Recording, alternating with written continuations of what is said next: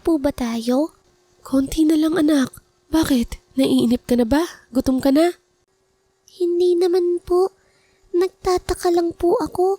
Bakit kailangan po nating pumunta sa malayo? Pasensya ka na anak ha. Hayaan mo. Isang beses lang to. Ngayon lang tayo pupunta rito. At ito na rin ang huli. Mami, sino po ba talaga yung pupuntahan natin? Ang lolo mo. Talaga? Ang lolo ko? Mabait po ba siya? O nakakatakot? Huwag mo nang isipin yun. Ako lang naman yung kakausap sa kanya. At saka sandali lang tayo. Pero hindi ba ang sabi niyo, galit po kayo sa kanya? Baka galit din po siya sa atin. Hindi siya galit sa atin, Niknik. Lalong-lalo na sa'yo. Kaya huwag kang matakot ha. Andito lang ako.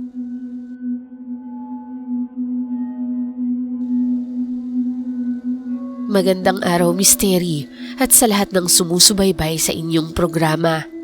At itago nyo na lamang ako sa pangalang Becca. Ang totoo niyan, Misteri, matagal kong pinag-isipan ang pagpapadala ng liham ko sa inyo. Pero naisip ko, baka kailangan ko na talagang ilabas ang bigat ng ilang taon kong pasan-pasan. 11 taon. 11 taon ako, Misteri, mula nang huling makatapak sa aming bahay. Ang bahay na dati ay puno ng saya bago dumating sa mapait na alaala. Umalis po ako noon dahil sa galit at sakit. Namatay ang mama ko nang may mabigat na loob. Dahil sa isang iglap, tinalikuran siya ni Papa para sa ibang babae. Ang masakit pa rito, Misteri, wala pang 1 linggo mula nang ilibing si Mama. Parang wala lang kay Papa yon. Agad niyang iniuwi sa bahay namin ang kanyang babae. Hindi man lang niya nirespeto ang bangkay ni Mama o ang pagluluksa ko bilang anak. Misteri, maayos ang pamumuhay namin noon. May malaki kaming negosyo ng hardware na bunga ng dugo at pawis nilang mag-asawa. Dahil doon, lumaki ako sa isang marangyang buhay. Naalala ko pa, masayang-masaya ang pamilya namin noon. Ako ang naging sentro ng pagmamahalan ni na Mama at Papa. At wala na akong ibang hihilingin pa. Pero lahat ng iyon nagbago magmula nang makilala ni Papa ang kabit niya. Kasabay noon nang malaman naming may malalang sakit pala si Mama. Hindi nagtagal ang paghihirap ni Mama. At alam kong dahil sa sama ng loob kaya napabilis din ang buhay niya. Ang kabit ni Papa na nagngangalang Christy ay hindi ko kinakaya ang ugali.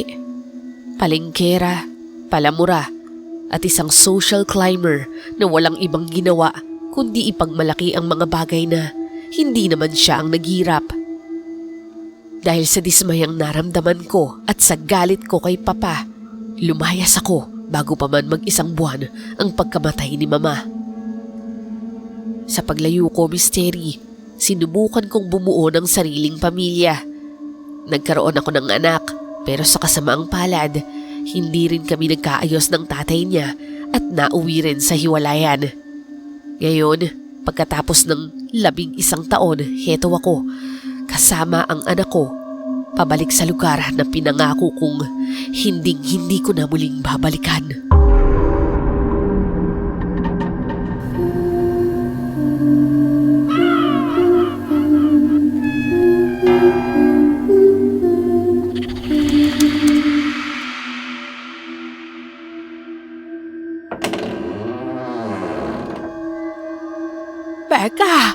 Becca, Diyos ko, ikaw na ba yan? Opo, Manang. Ako po ito. Kamusta na po kayo? Maayos naman, Iha. Ikaw, kamusta ka? At sino siyang kasama mo? Manang, si Niknik po, anak ko. Hindi na napigilan ni Manang ang kanyang luha. Niyakap niya kami ng mahigpit. Isang yakap na huli kong naramdaman 11 taon nang nakakalipas. Si Manang Pasita Misteri ang isa sa pinakamalapit sa puso ko. Kahit hindi ko siya kadugo, itinuring ko rin siyang ina. Siya po ang nag-alaga sa akin mula bata pa lamang ako. Siya ang isa sa pinakatapat na kasambahay na nakilala namin. Kung hindi nga lang po dahil sa kanya, hindi ako babalik. Salamat sa Diyos at naisipan niyong mag-inang umuwi. Napakaganda ng anak mo, Becca. Kamukhang-kamukha mo noong bata ka pa. Ngunit sa gitna ng katuwaan, agad ding sumeryoso ang kanyang mukha, Misteri.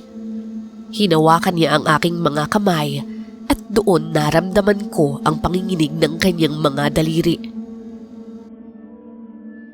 Mabuti at dumating kayo, anak.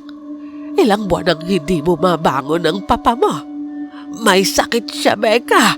At sa bawat gabi na gising siya, wala siyang ibang tinatawag kundi ang pangalan mo. Pinapahanap ka niya at gustong-gusto ka na niyang pauwiin. Napalinga ako sa paligid ng bahay. Ang bawat sulok ay nagpapaalala sa akin ng sakit, ng pagtataksil at ng pagkawala ni Mama. Sa totoo lang, Misteri, kahit anong pilit ni Manang, nananatiling matigas ang kalooban ko. Kung hindi ko lang narinig ang salitang emergency sa tawag, baka mas pinili ko pang hindi na lamang tumuloy.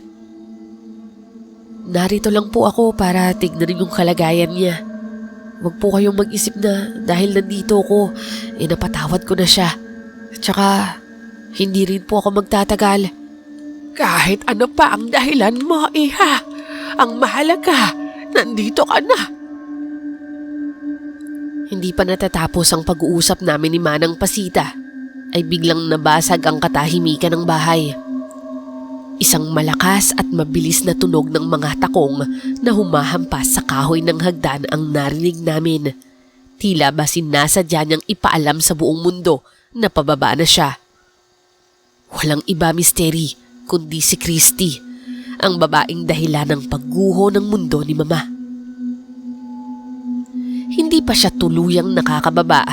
Amoy na agad ang matapang at nakakahilong pabango niya na tila gustong takpan ang kung anumang bahid ng baho ng pinagmulan niya. Pagdating niya sa paanan ng hagdan, tumambad ang isang anyong pilit na nagpapanggap na alta. Ang kanyang buhok ay sobrang kulot at matigas sa dami ng hairspray, habang ang kanyang muka ay tila kinapala ng pintura sa matinding make-up na hindi naman bumabagay sa sikat ng araw. Kung tititigan mo siya, Misteri, mukha siyang Christmas tree sa dami ng alahas. May makapal na gintong kwintas, malalaking hikaw, at bawat daliri ay may suot na singsing. Pero sa kabila ng kinang, halata pa rin naman ang pagiging cheap. Ang kanyang outfit ay isang magarbo, ngunit malaswang kombinasyon ng kulay at tela na hindi nagtutugma sa isa't isa. Feeling doon niya siya na kahit balutin mo pa ng mamahaling sutla, ay sumisigaw pa rin ang pagiging palengkera.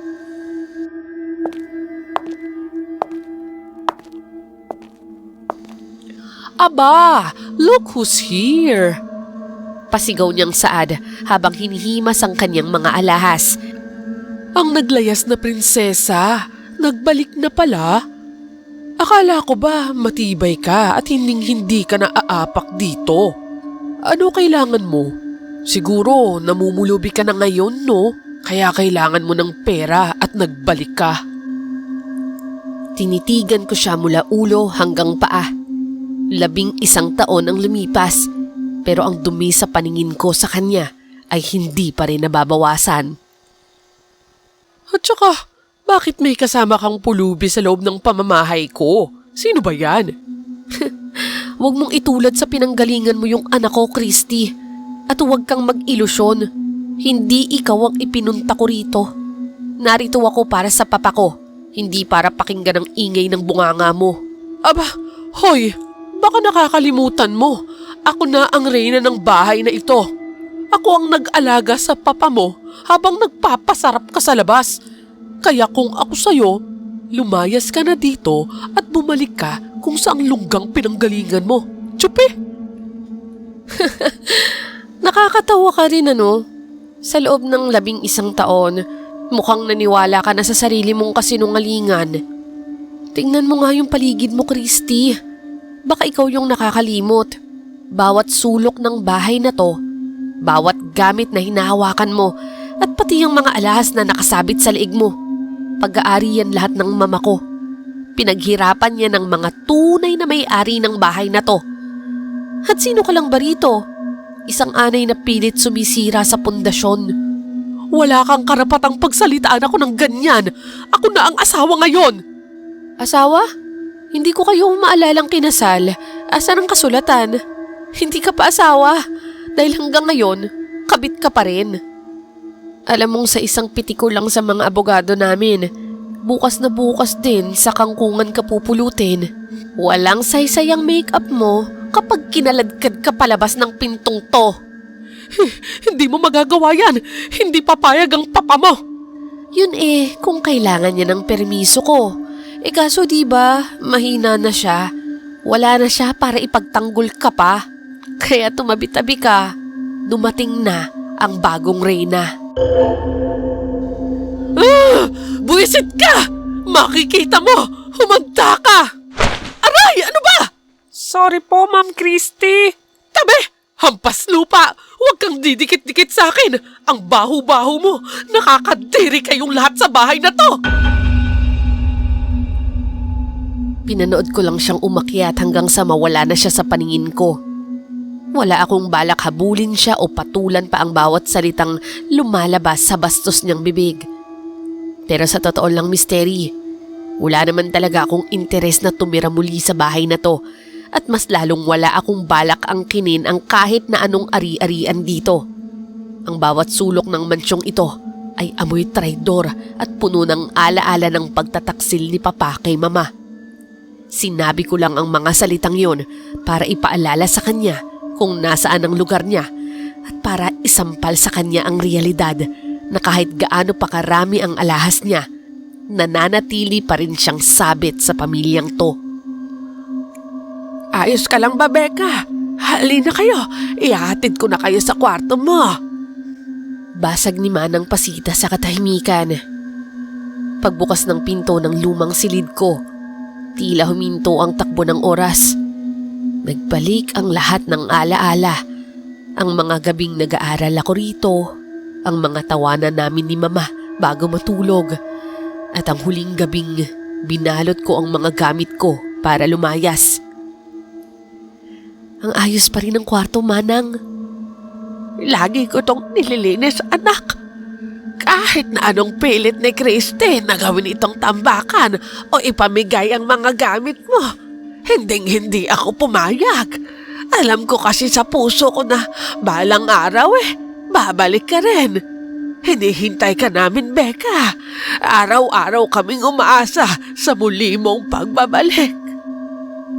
Napatingin ako kay Niknik na ngayon ay manghang-mangha sa laki ng kwarto.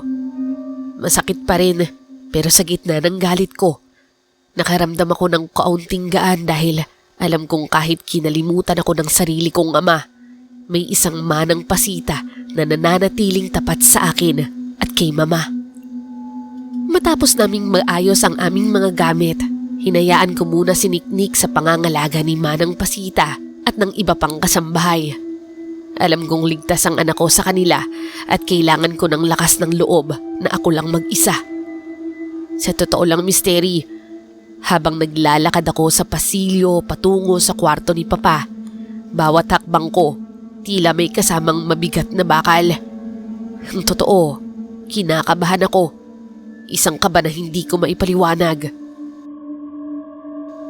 11 taon ang lumipas at sa loob ng mahabang panahong yun, tanging galit at pait ang namamagitan sa aming dalawa ni Papa. Hindi ko alam kung ano yung sasabihin ko o kung handa na ba talaga akong makita ang taong sumira sa aming pamilya sa ganitong kalagayan. Nang makarating ako sa harap ng kanyang pintuan, huminto muna ako at huminga ng malalim. Dahan-dahan ay inikot ko ang doorknob at sa pagbukas ng pinto, bumungad sa akin ang isang tanawing kailanman ay hindi ko naisip na makikita ko. Ang kwarto ay amoy gamot at tila nawalan na ng buhay. Doon sa gitna ng malaking kama, bumungad sa akin ang hindi kaaya-ayang itsura ni Papa. Halos hindi ko siya makilala, Misteri. Ang dating makisig, matikas at kinatatakutang lalaki ay naging butot balat na lamang. Wala na ang dating kagwapuhan at ang tindig na akala ko ay habang buhay na mananatili.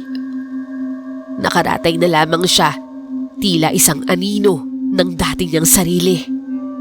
Humpak ang kanyang mga pisngi, malalim ang mga mata, at ang balat niya, tuyot na tila isang dahon na malapit ng malagas.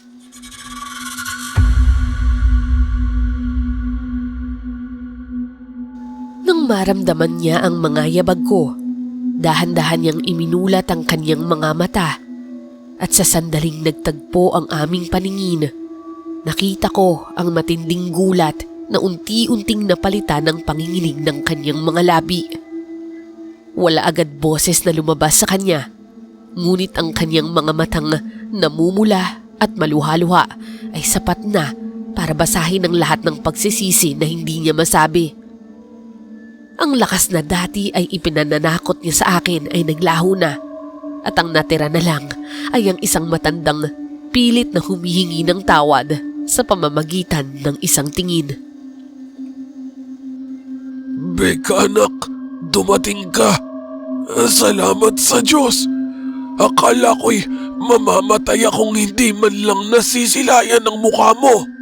Nagpunta lang ako dito dahil kay Manang Pasita. Nagmamakaawa siya na kausapin ko raw kayo. Alam kong malaki ang kasalanan ko sa inyo ng mama mo. 11 taon, Beka. Ilang taong nangarap ako na umuwi ka. Ilang beses kitang ipinahanap. Ilang mensahe ang pinadala ko. Pero naintindihan ko kung bakit ganyan kasama ang loob mo. Teka, tama ba yung rinig ko? Naintindihan mo ko? Papa, baka nakakalimutan mo. Iniwan mo si Mama nung panahong kailangan ka niya.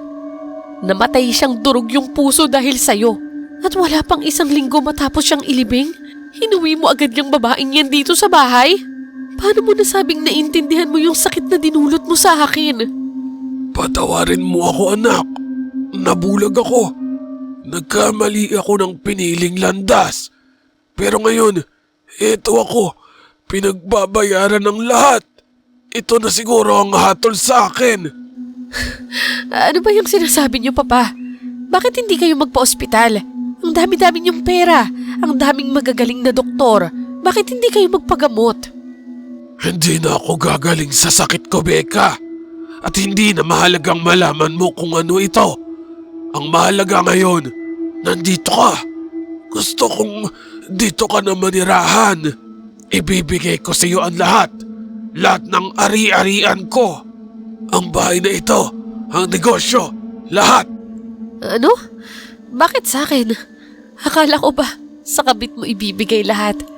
Akala ko siya yung reyna dito. Diba, kinalimutan mo naman kami dahil sa kanya?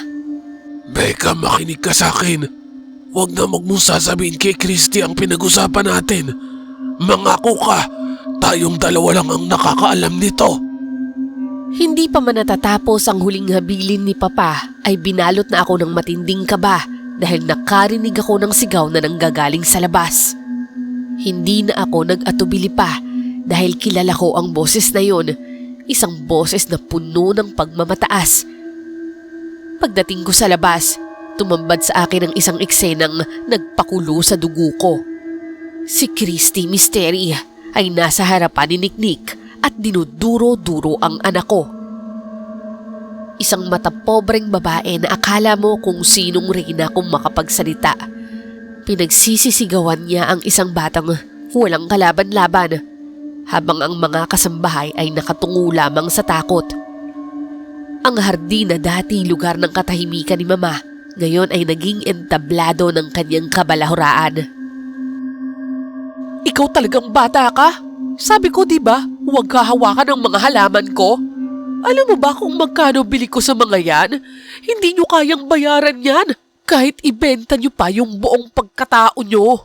Sorry po, tinitingnan ko lang naman po yung bulaklak. Tinitignan? Sa dumi ng kamay mo, baka malanta agad yan sa isang hawak mo lang. Pulubi ka na nga, wala ka pang disiplina. Manang-mana ka talaga sa nanay mo. Isang hampas lupa na pilit sumisiksik sa bahay na to. Ma'am Christy, tama na po. Bata lang po siya. Hindi naman po niya sinasadya. Tumahimik ka nga, Pasita. Huwag kang makialam dito dahil katulong ka lang. Wala kang lugar na magsalita sa pamamahay na to. Sandali lang, bitawan mo nga yung anak ko, Christy. At pwede ba, huwag mong hamakin yung mga tauhan dito dahil di hamak na mas may dignidad sila sa'yo. Ayan na pala ang dakilang ina. Turuan mo nga tong anak mo ng leksyon, Becca. Hindi porke pinapasok ko kayo sa loob, pwede na kayong maghawak-hawak dito ng kung ano-ano. Leksyon? Baka ikaw ang kailangang turuan ng leksyon. Hoy, isang salita mo pa laban sa anak ko. Sisiguraduhin kong hindi ka lang sa labas ng garden pupulutin. Kakalad ka rin kita hanggang sa labas ng gate na to. Ang lakas ng loob mo, ha? Akala mo matatakot ako sa'yo? Hindi kita tinatakot, Christy. Binibigyan kita ng babala. At baka nakakalimutan mo, tagapagmana siya sa bahay na to. Kaya mag-ingat ka sa bawat galaw mo dahil baka bukas makalawa. Wala ka nang mauuwi ang palasyo. Ganun. Ang lakas talaga ng loob mo, no? Tignan na lang natin kung ganyan pang tapang mo sa oras na makausap ka ng papa mo. Isusumbong ko ang pambabastos niyo sa akin at sisiguraduhin kong sa kalsada kayo matutulog. Padabog na naglakad si Christy pabalik sa loob ng bahay. Ako naman ay lumapit agad kay Niknik at kinamusta ang kalagayan niya. Niknik anak, okay ka lang ba? Sinaktan ka ba ng babaeng yon? Okay lang po ako, Mami. Natakot lang po ako sa kanya. Bakit po bigla na lang po siyang nagalit sa akin? Siya po ba yung lola ko? Bakit po parang salbahe siya? Hindi anak, hindi siya magiging lola mo. Yung totoong lola mo, napakabait nun at saka napakalambing na tao. Parang anghel. Sayang nga, hindi mo na siya nakilala eh. Mabuti naman po. Yung lola ko po, nakausap niyo na? Galit din po ba siya gaya nung babae? Huwag kang mag-alala anak. Hindi galit sa'yo yung lolo mo. Meron lang siyang sakit. Ano po yung sakit niya? Hindi po ba siya magpapadoktor? Becca, Niknik, halika na kayo. Nakahanda na ang hapunan. Kumain na muna kayo. Hindi ko na nasagot ang katanungan ng anak ko dahil tinawag na kami ni Manang Pasita upang maghapunan. Noong una, bala ko talagang sa kwarto na lang sana kami kakain ni Niknik. Ayoko po kasing masira yung gabi ko at ayokong madamay ang anak ko sa tensyon. Pero dahil nakahain na daw at ayoko namang masayang ang pagod ni Manang Pasita, ay pilit ko na lang nilakasan ang loob ko. Habang nakaupo kami sa hapag, tila huminto ang paghinga ng lahat. Maging ang mga kasambahay ay natigilan nang marinig ang kalabog ng tungkod mula sa hagdan. Si Papa, sa isang iglap, nakatayo, naglalakad ng dahan-dahan pababa. Ang lalaking kanina lang ay isang buga na lang ay bibigay na. Ngayon ay tila may bagong lakas na kasama si Christy.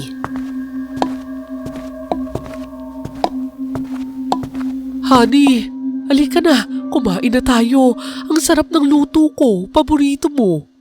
Salamat, honey. The best ka talaga sa pag-aalaga sa akin. Sir, mabuti naman at nakabangon kayo. Naririto ho si Becca at ang apo ninyo. Kanina pa ho kayo hinihintay. Oo, nakikita ko nga sila. Becca, kumain na kayo. Iyan ba ang anak mo? Misteri, nanibago ako kay Papa. Ang boses niyang kanina ay puno ng pagsisisi sa kwarto. ngayon ay parang yelo sa lamig. Hindi man lang niya tinitigan si Niknik ng diretsyo. Tila ba isa lang kaming estranghero na nakikain sa lamesa niya. Opo, Papa. Siya po si Niknik, yung anak ko. Ay naku Han, pagsabihan mo nga yang si Becca. Napakakulit ng batang yan kanina sa garden. Panay ang hawak kung saan-saan. Nakakapanggigil. Baka kung anong germs yung madala niyan dito sa loob ng bahay natin. Becca, pagsabihan mo ang anak mo na mag-ingat. Huwag siyang maghawak ng kung ano-ano rito. Ano? Bakit yung anak ko yung pagsasabihan ko, Papa? Para sabihin ko sa'yo, hindi hamak na mas malinis ang anak ko kaysa sa budhi ng babaeng niya na katabi mo. Wala kang karapatang pagsalitaan ng ganyan ng asawa ko sa harapan ko. Matuto kang rumispeto. Respeto? Bakit? Karapat-dapat ba siyang irespeto? Pasensya na ha. Mukhang nagkamali ako ng inuwian. Mukhang hindi pala kami welcome sa mamamahay na to.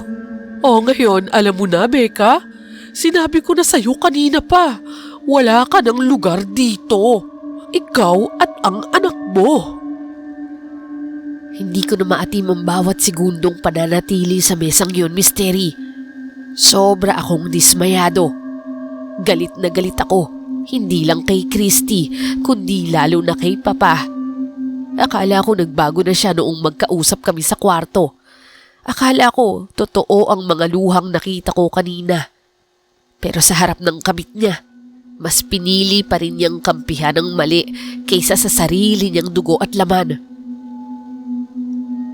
Becca, sandali lang anak. Maawa ka.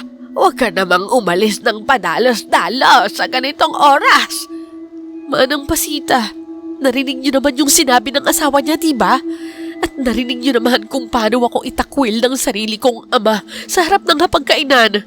Wala kaming lugar dito. Alam ko masakit. Sobra akong nasasaktan para sa inyo. Pero pakiusap. Manatili muna kayo kahit ngayong gabi lang. Kahit isang araw pa, Becca. Para ano, Manang? Para insultuhin ulit kami bukas ng umaga? Para iparamdam ulit sa anak ko na sampid lang kami dito sa bahay na to? Hindi ko na kaya. Alis na po kami. Tignan mo, gabi na. Napakadilim na sa kalsada at malayo ang kabihasnan mula dito. Walang sasakyan na dadaan sa ganitong oras. Maglalakad na lang kami kung kailangan. Mas pipiliin ko pang mapagod yung paa ko kaysa manatili sa bahay na to. Pero paano si Neknek? Tignan mo ang anak mo. Pagod na siya at natatakot. Kakayanin mo bang paglakarin siya sa gitna ng dilim at panganib sa labas? Maawa ka naman sa bata. Huwag mong idamay. Pero Manang, hindi ko na po talaga kayang makita sila. Hayaan mo na sila. Dito lang kayo sa kwarto nyo. Ako na ang magdadala ng mga pagkain ninyo o pangangailangan. Pakiusap kahit man lang sa anak mo. Bukas na bukas din kapag may masasakyan hindi ako haharang sa pintuan ninyo. Wala na akong magawa noon, kundi ang pumayag sa suhestyon ni Manang Pasita. Tama rin naman kasi siya. Mahirap nang sumakay sa ganung oras at napakalayo ng biyahe namin papuntang Maynila. Nang gabing yun, hindi ako dalawin ng antok. Ang bawat buntong hininga ko ay sumasabay sa bigat ng mga alaala. Umaasa ako, Misteri. Akala ko noong magkausap kami ni Papa sa kwarto, yun na ang simula ng paghilom. Pero bakit ganun? Bakit kailangang maging ibang tao siya sa harap ng hapagkainan? Ang sakit dahil para kaming mga basurang itinapon niya na lamang bigla. Tinitigan ko si Niknik habang mahimbing siyang natutulog. Sa Marikina, sa maliit naming inuupahan, hindi ganito kalambot ang kama niya. Noon, bilang isang single mom, halos ubusin ko ang oras ko sa trabaho para lang pambayad ng kuryente at panggastos sa araw-araw. Madalas, iniiwan ko lamang siya sa kapitbahay, isang desisyong laging nagpapakirot sa puso ko dahil alam kong kulang ang oras ko para sa kanya. Gustong gusto ko siyang bigyan ng magandang buhay ng ganitong kalaking bahay ng katiyakan sa kanyang kinabukasan. Pero paano? Paano kung ang kapalit ng ginhawa ay paglunok sa sarili kong dangal? Kung papayag ako na dito kami tumira, nasa magandang bahay nga siya, nasa malaking kwarto, pero ituturing siyang isang basura at hindi ko papayagan yun.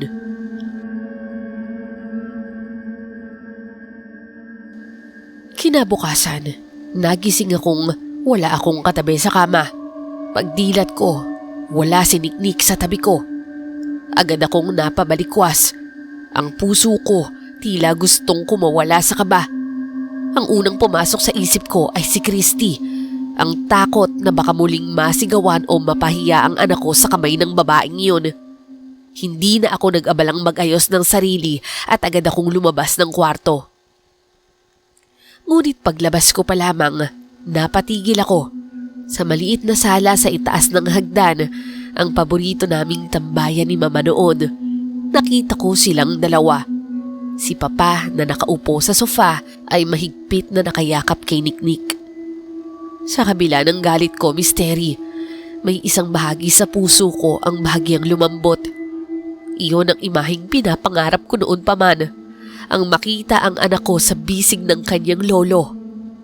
Pero mabilis na bumalik ang pait nang maalala ko ang nangyari kagabi. Becca, ito na ba ang anak mo? Ang laki-laki na niya. Napakagandang bata. Kamukhang-kamukha mo nung ikaw ay maliit pa. Bakit, Papa? Kagabi lang sabi niyo, pagsabihan ko siya dahil baka madumihan yung bahay niyo. Hindi niyo nga siya tinitigan kahapon. Anak, pasensya ka na kung may nasasabi akong ganoong bagay kapag andyan siya. Pero sana alam mong masayang-masaya ako na umuwi kayo rito, na makita ang apo ko. Ayan, nakita niyo na siya. Nakilala niyo na siya.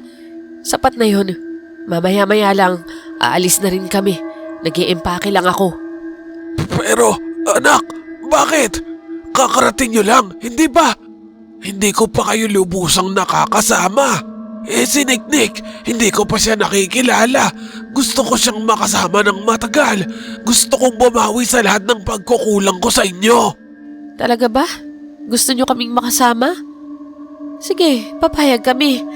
Pero hindi namin kayang manatili sa iisang bubong kasama yung kabit mo. Hindi ko hahayaang lumaki yung anak ko na tinatawag siyang pulubi at hampas lupa ng babaeng yan. Ngayon, Papa, mamili ka. Kami o siya? Nabalot ng nakabibinging katahimikan ng sala. Tumingin si Papa sa malayo. Ang kanyang mga labi ay nanginginig pero walang salitang lumalabas. Doon ko nakuha ang sagot. Ang pananahimik niya ang pinakamasakit na kumpirmasyon.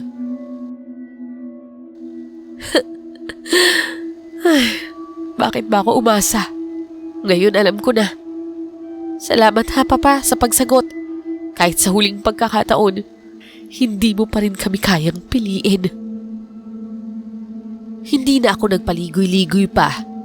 Agad kong hinila si Niknik mula sa kanyang yakap.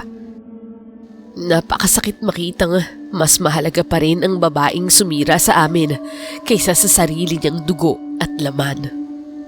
Pagpasok ko sa loob ng kwarto para kunin ang maleta, napatigil ako dahil nakatayo sa gitna ng silid si Manang Pasita.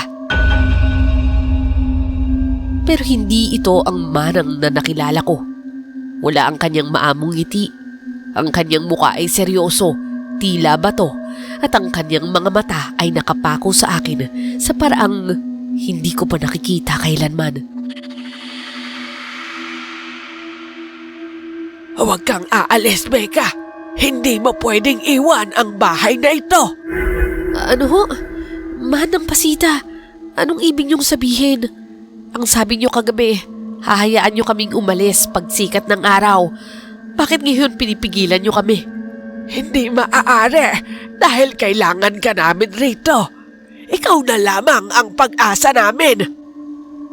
Misteri, sa pagkakataong yun, ramdam ko ang pagtaas ng balahibo ko.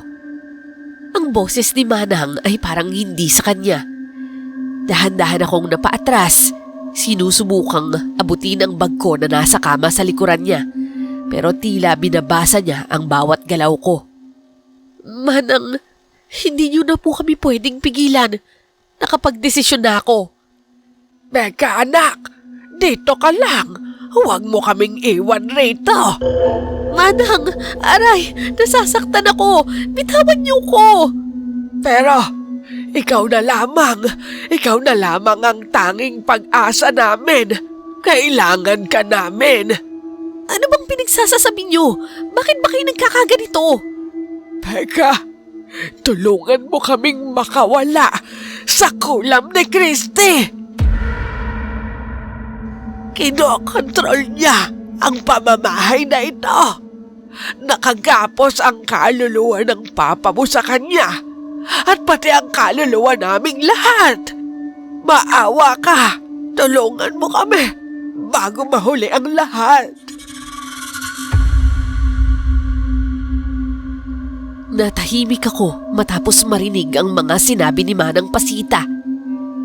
Para akong binuhusan ng malamig na tubig ng oras na yon. Ang hiyaw at pagmamakaawa ni Manang Pasita ay hindi galing sa galit, kundi sa isang matinding desperasyon. Tinitigan ko ang kanyang mga mata. Puno ito ng luha at ng isang uri ng takot na hindi kayang ipaliwanag. At doon ko na unti-unting pinagtagpi-tagpi ang lahat. Ang biglaang pagbabago ng ugali ni Papa sa hapagkainan, ang misteryosong sakit na ayaw niyang ipaalam, at ang mga pangyayaring naganap noong buhay pa si Mama. Sa loob ng kwartong yun, tila huminto ang pag-ikot ng mundo habang nakikinig ako sa mga kwento ni Manang Pasita. Ibinunyag niya ang lihim na matagal na niyang itinatago sa takot na baka siya ang isunod. Ilang taon daw ang nakalipas ng aksidenteng marinig ni Manang ang isang tawag sa telepono. Si Christy, kausap ang kanyang ina. Hindi lang pala simpleng babae si Christy Misteri. Anak siya ng isang kilalang mangkukulam sa malayong lalawigan. Ang buong pagsasama nila ni Papa ay isang malaking patibong pala. Mula sa paggayuma para makuha ang atensyon ni Papa, hanggang sa unti-unting paghina ng katawan ni Mama na nauwi sa kamatayan. Lahat iyon ay planado pala. Ikaw, Becca, ikaw ang susunod sana noon. Bahala ka rin nilang kulamin para sumunod sa bawat utos nila. Pero laking pasasalamat ko nang lumayas ka. Akala namin ay ligtas ka na. Pero hindi pa pala tapos si Christy. Ngayon na nagbalik ka, mas lalo niyang gustong pahinain na ang puso ng iyong papa upang tuluyan ng ilipat ang lahat ng ari-arian sa pangalan niya. Kaya pala pabago-bago ang kinikilos ni Papa. Kapag gabi o kapag humihina ang bisa ng orasyon, nagigising si Papa na umiiyak at hinahanap kami ni Mama. Ang totoong pagkatao niya ay nakakulong pa rin sa loob ng kanyang sariling katawan, sumisigaw at gustong makalaya mula sa gapos ng itim na kapangyarihan nila Christy. Becca, makinig ka! Hindi na tayo pwedeng magaksaya ng oras. Hanapin mo sa bayan ang isang lalaking nagngangalang Gabriel. Isa siyang manggagamot. Isang albularyo na matagal ko nang kilala. Siya lamang ang may sapat na nunong para labanan ng itim na mahika. Gabriel, saan ko po siya mahahanap, Manang? At paano kung hindi siya maniwala sa akin? Banggitin mo lamang ang aking pangalan. Kilala niya ako. Sabihin mo ang pangalan ko. Pakiusap, humingi ka ng tulong bago mahuli ang lahat at ikaw naman ang mabiktima niya.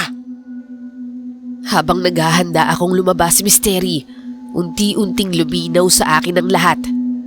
Noon, hindi ko matanggap kung paano nagawang talikuran ni Papa si Mama ng ganoong kabilis lamang.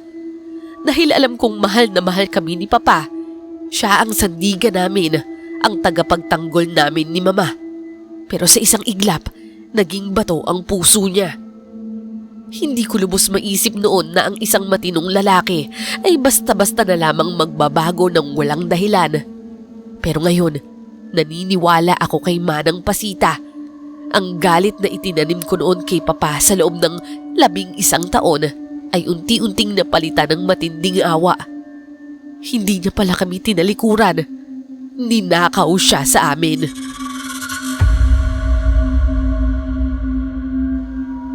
Bilisan mo, pero tandaan mo, huwag na huwag kang magpapahalata kay Christy. Umalis siya ngayon. Malamang nagpapagawa na naman siya ng bagong orasyon para sa inyo ni Niknik. Huwag na huwag kang magpapahuli sa kanya. Pero paano po si Papa? Paano kung saktan siya habang wala ako? Ako na ang bahala rito. Gagawin ko ang lahat para proteksyonan siya. Hindi na ako nag-aksaya pa ng oras. Dali-dali kong kinuha si Niknik. Wala akong ideya misteri kung sino itong Gabriel na ito, kung ano ang itsura niya, o kung saang lupalop ng bayan siya nagtatago. Ang tanging bitbit ko lang ay ang takot para sa aking ama at ang nag-aalab na pagnanais na bawiin ang lahat ng ninakaw sa aming pamilya. Sumakay kami sa unang sasakyang nakita namin, habang ang bawat segundo ay tila isang karera laban sa kamatayan. Pagdating ko sa bayan, tila bawat taong tanungin ko ay nagbabago ang timpla ng muka kapag naririnig ang pangalang Gabriel. Alam nilang narito siya. Ramdam ko yon sa kanilang mga mata, pero tikom ang kanilang mga bibig. Bakit parang ayaw niyong ituro sa akin ang kinaroroonan niya? Nagmamakaawa ako. Buhay ng ama ko ang nakataya rito. Dahil hindi ka namin kilala, Iha. Maraming kaaway ang lalaking yun. Mga mangkukulam at masasamang loob na gusto siyang iligpit dahil sa mga nasira niyang sumpa. Nag-iingat lang kami na baka isa ka sa mga inutusan nila. Napaupo na lamang ako sa gilid ng kalsada. Pagod at nalulumo. Pakiramdam ko, pinagtaksilan ako ng tadhana. Malapit na akong sumuko nang hilahin ni Niknik ang dulo ng damit ko. Mama, huwag ka na pong umiyak. Balik na lang po tayo kay Manang Pasita. Sabihin natin, hindi natin siya mahanap. Hindi tayo pwedeng bumalik doon hanggat hindi natin kasama ang Gabriel na yun. Hanggat hindi natin siya nakikita. Yun ang kabilin-bilinan ni Manang Pasita. Manang Pasita baka mo? Napaangat ang tingin ko sa taong nagsalita. Isang lalaki ang nakatayo sa harapan ko. Makisig, may matangos na ilong at ang kanyang mga mata ay tila may lalim na hindi mo mabasa. Inabot niya ang kanyang kamay sa akin upang tulungan akong tumayo. Ako si Gabriel. Ako yung hinahanap nyo. Paano mo nakilala si Manang Pasita? Si Manang Pasita ang nag-alaga sa akin mula bata pa lang ako. Siya ang nagpadala sa akin dito para hanapin ka. Tama ba yung narinig ko? Ikaw si Gabriel? Oo, ako nga. Huwag mong sabihing ikaw si Becca. Mama, kilala ka po ni Mang Gabriel? Napangiti ang lalaki at marahang hinawakan ang ulo ni Niknik. Sa isang iglap, tila may nagbukas na alaala sa isip ko. Ang batang payat na kalaro ko noon sa ilalim ng puno na siyang sinasama ni Manang Pasita sa bahay ay siya palang ang Gabriel na ito. Gab-Gab? Ikaw ba yan? Mabuti naman at naaalala mo pa ako. Pero teka, ano pakay mo sa akin? Bakit niyo ako hinahanap? Kamusta si Manang? Ikinuwento ko ang lahat.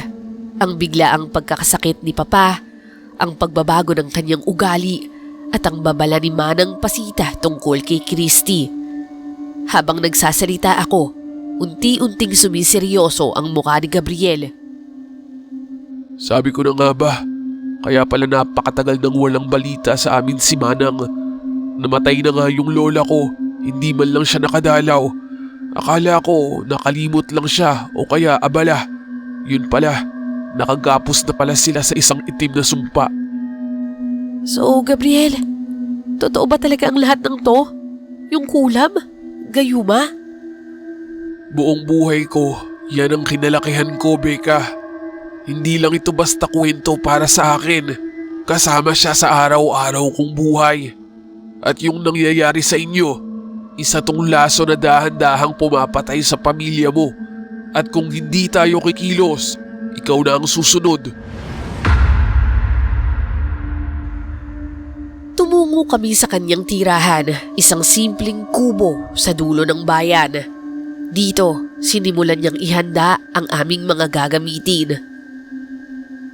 Becca, ito yung una nating hakbang. Kailangan mong bumalik sa bahay. Ano? Akala ko dito natin gagawin yung paglaban sa kanila. Hindi ba parang gagawa ka ng orasyon, ritual? Walang ibang paraan. Para maputol ang sumpa, kailangang malusaw ang kapit nito mula sa loob. O heto, mga supot ito.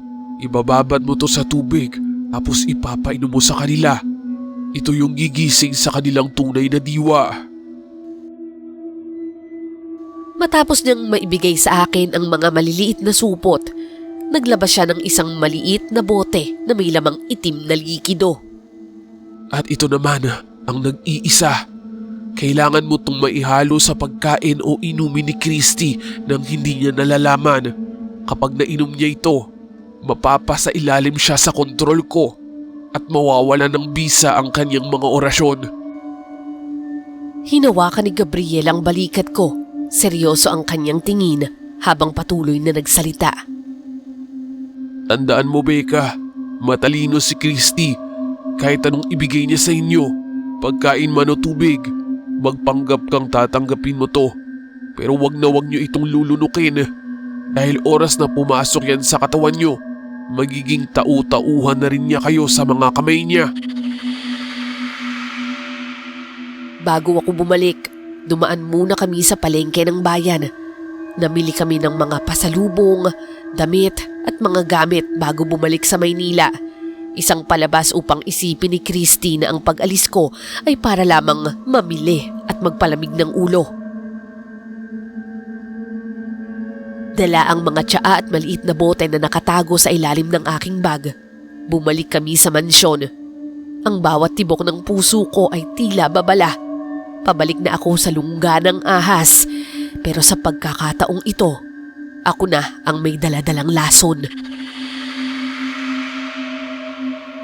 Aba, bumalik ka pa pala? Akala ko ba hindi mo na masikmurang tumira dito kasama ko? Akala ko ba hindi ka na makatagal sa bahay na to? Huwag kang mag-alala, hindi ko binawi yung sinabi ko. Namili lang ako ng pasalubong para sa mga katrabaho ko sa Maynila.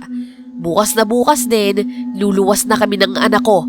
Matatahimik ka na dito at masosola mo na ulit ang bahay na to. Mabuti naman kung ganon. O sige na, itabi mo na yung basurang bitbit mo. Ang cheap ha, halatang sa palengke lang binili. Sa bagay, ano pa nga bang aasahan sa'yo? Wala ka namang pera. Napairap na lamang ako at hindi ko na siya pinatulan pa. Mas mahalaga ang bitbit kong pag-asa kaysa sa mga insulto niya. Sa kusina, nang masiguro kong walang nakakakita, dali-dali kong iniabot kay Manang Pasita ang mga supot ng tsaa na galing kay Gabriel. Manang, ito na po. Unahin niyo pong uminom nito at siguraduhin niyo pong mapainom din si Papa. Pero pakiusap, Manang, mag-ingat kayo ha. Huwag na huwag kayong magpapahalata kahit kanino. Tumango si Manang nang may determinasyon sa mga mata.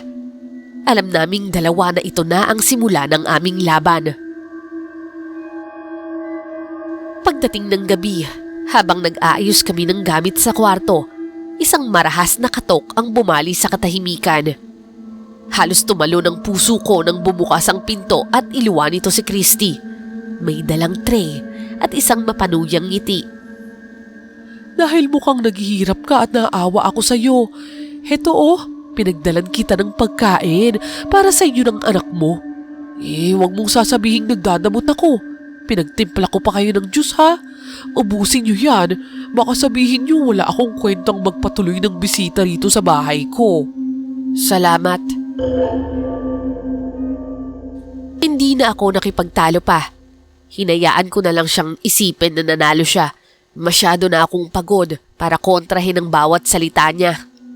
Sa totoo lang, gutom na rin kaming dalawa ni Niknik at inantay ko na lang lumabas si Christy bago kami kumain. Kinabukasan, hindi pa man sumisikat ng husto ang araw, narinig ko na ang matinis na boses ni Christy na tinatawag ang pangalan ko. Pagbaba ko sa dining area, nakita kong nakalatag sa lamesa ang ilang makakapal na papeles, mga dokumentong may selyo ng abogado at mga titulong pamilyar sa akin. Gusto kong magalit, gusto kong tumalikod at bumalik sa kwarto, pero may kung anong bigat sa paligid na tila pumupuwersa sa akin na sumunod. Si Christy naman, nakangiti ng matamis pero ang kanyang mga mata ay nananatiling malamig at mapang-abuso. Alam mo, Becca, pinag-isipan ko ng mabuti yung sitwasyon niyo. Ayoko namang isipin ng mga tao na pinapalayas kita ng walang kalaban-laban. Kaya heto, gumawa na ako ng paraan para matapos ng lahat ng gulo. Anong mga to, Christy? Simple lang. Mga papeles ito na nagsasabing isinusuko mo na ang lahat ng karapatan mo sa bahay na to at sa negosyo nyo. Sa madaling salita, isinasalin mo na sa akin ang lahat-lahat ng mana mo. Ganun ba? Yun lang ba ang gagawin ko? Ay, napakadali diba? Noong una, ang plano ko hintayin munang mamatay ang papa mo, tapos pag-uwi mo, ikaw naman ang kukulamin ko. Pero dahil tanga ka at ikaw na mismo ang bumalik, bakit ko pa patatagalin? Mas mabilis, mas maganda. Mystery, hindi ako nakasagot sa mga sinabi niyang yun. Hinayaan ko lang siyang magsalita ng magsalita habang lalong nanunuot sa akin ang katotohanan na niloko niya at inabuso ang papa ko. Alam mo, Becca, iniisip ko nga ano kayang magandang gawin sa inyo pagkatapos mong pirmahan lahat yan? Itatapon ko ba kayo sa labas para maging pulubi na lang sa kalsada? O baka mas magandang patayin ko na lang kaya kayong lahat para naman magsama-sama na kayo ng mama mo. Nakaka-touch, diba? Family reunion.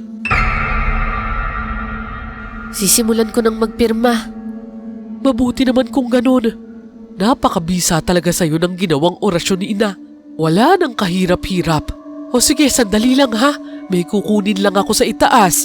Pagbalik ko rito, dapat tapos na lahat ng yan. Maliwanag? Lumipas ang ilang minuto habang patuloy kong nilalagdaan ang bawat papeles. Bumalik si Christy makalipas ang ilang sandali. Marahas na hinablot ang mga papeles at isa-isang sinuri ang bawat pahina. Ang kanyang mga mata ay nanunuot sa bawat letra, tila sinisiguro na wala siyang kawala sa yaman. Ayan, masunuri naman pala. Nakita mo? Napakadali lang diba kung hindi ka magmamatigas? Ngayon, hawak ko na ang kapalaran mo, Becca. Baka bigyan ko pa kayo ng huling hapunan bago ko kayo palayasin o ibaon sa lupa. Habang hawak ni Christy ang mga papeles, ang kanyang mga mata ay nagniningning sa kaligayahan. Tumingala siya at humalakhak, isang tunog na puno ng pagmamalaki at tagumpay. Magmula ngayon, ako na talaga ang opisyal na reyna ng bahay na to. Ako na ang...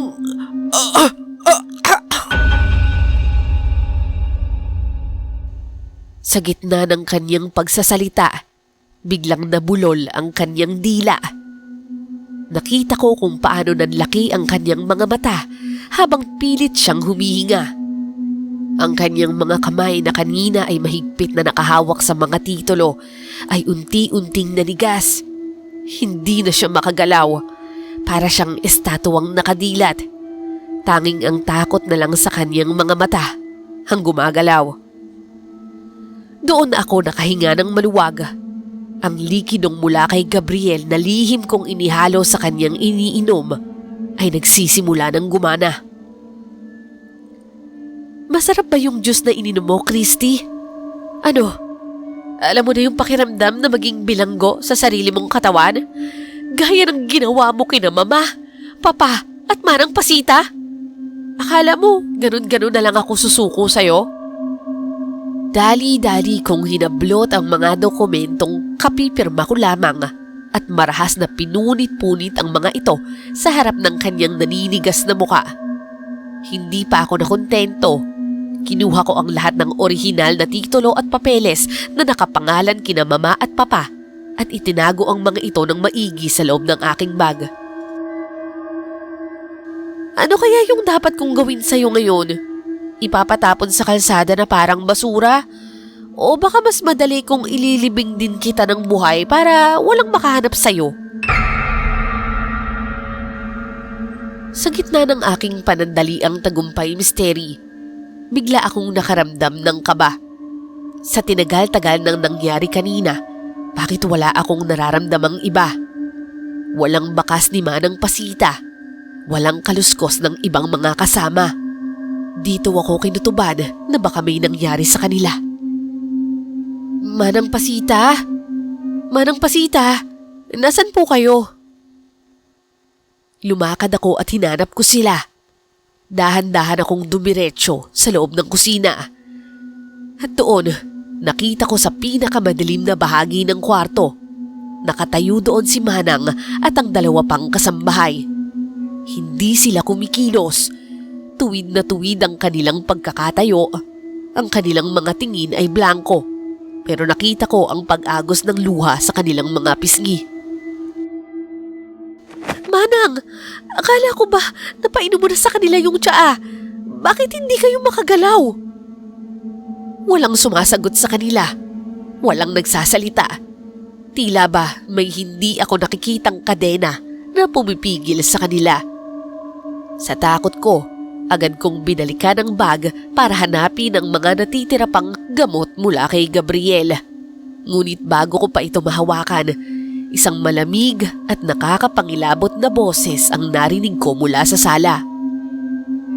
Akala mo ba ay ganoon kadali mo lamang maiisahan ang anak ko? Napatingin ako sa gitna ng sala. Isang matandang babae ang nakatayo doon. Balot ng itim na damit at ang mga kuko ay kulay itim din. Nabalot ako ng takot nang mapagtanto kong hawak-hawak niya sa leeg ang anak kong si Niknik. Bitawan mong anak ko! Sino ka? Paano ka nakapasok dito? Hindi ka magtatagumpay sa plano namin ng anak ko. Hindi ang isang tulad mo ang sisira sa matagal na naming plano. Ito pala ang ina ni Christy, ang mangkukulam na pinagmula ng lahat ng sumpa. Habang inaakala kong naisahan ko si Christy, ang kanyang ina pala ay narito lamang sa bahay, nagmamasid sa dilim, naghihintay ng tamang pagkakataon para umatake. Sa gitna ng sala, nagsimulang bumigkas ang matanda ng mga salitang tila nang gagaling sa kailaliman ng lupa. Bawat pantig ay may kasamang kakaibang lamig na tumatago sa aking buto. Doon na nagsimulang sumakit ang aking ulo. Isang matinding pinting na tila ba may martilyong bumibiyak sa aking bungo. Napaluhod ako sa sahig, sapo-sapo ang aking ulo, habang ang paningin ko ay unti-unting nagdidilim. Akala mo ba matatalo niyo ang kapangyarihang pinangalagaan ko ng ilang dekada? Walang silbi ang mga tsaa at dasal ninyo. Sa huli, kami ang magwawagi. Mapapasa amin ang lahat ng inyong yaman. At kayong mga peste sa buhay ng anak ko ay uubusin ko. Tinitigan niya si Niknik na nanginginig ang katawan at umiiyak. Walang magawa ang anak ko, Misteri, sa higpit ng kanyang pagkakahawak. Uunahin ko na ang batang ito. Gusto kong makita kung paano mawawala ang huling pag-asa mo.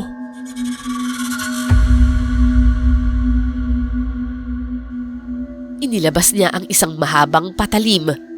Akmang sasaksakin niya si Niknik sa harapan ko. Wala akong magawa, Misteri, kundi ang humiyaw at lumuha. Pakiramdam ko, ito na ang huling sandali na makikita ko ang aking anak na humihinga.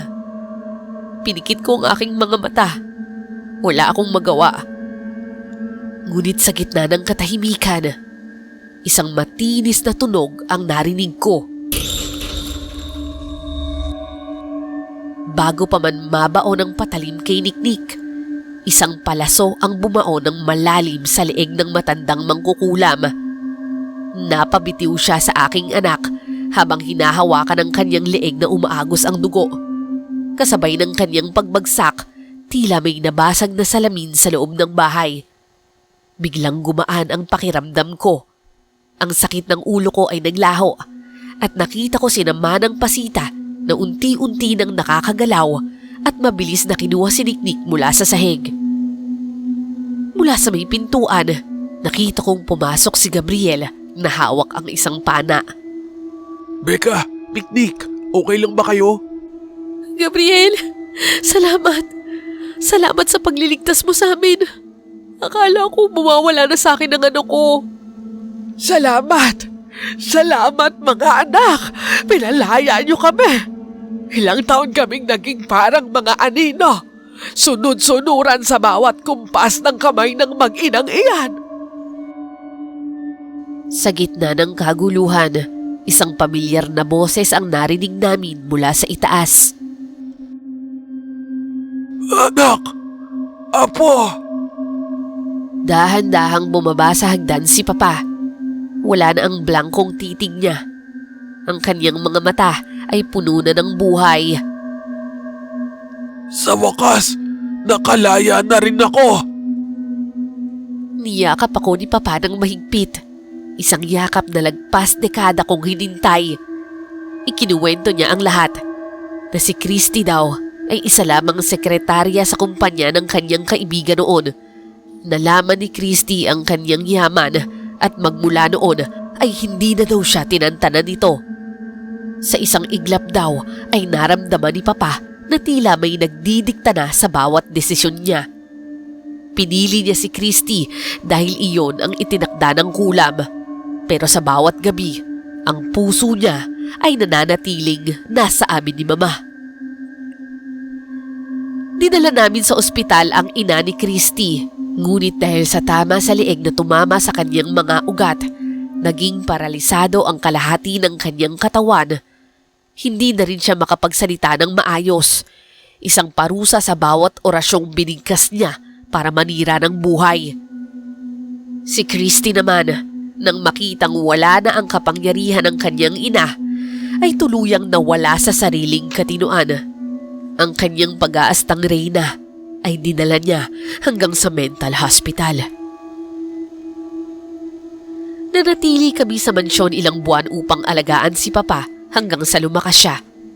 Pero sa huli, Misteri, nagpasya rin kaming umalis. Ang bawat sulok ng mansyong yun ay bakas ng pait at madilim na alaala na hindi kayang burahin ng anumang dasal. Binenta namin ang bahay at dinala namin si Papa at Manang Pasita sa isang mas payapa at bagong tahanan sa malayo. Dala namin ang mahalagang alaala ni Mama, ang kanyang mga larawan, ang kanyang mga paboritong kagamitan, at hangustisyang matagal niyang hinintay. Ngayon, sa bawat paggising ko sa umaga, hindi na takot ang nararamdaman ko, kundi ang bagong pag-asa. Sa wakas, ang pamilya ko ay tunay na malaya na at may pagkakataon pa kaming mabuhay ng masaya ng magkakasama.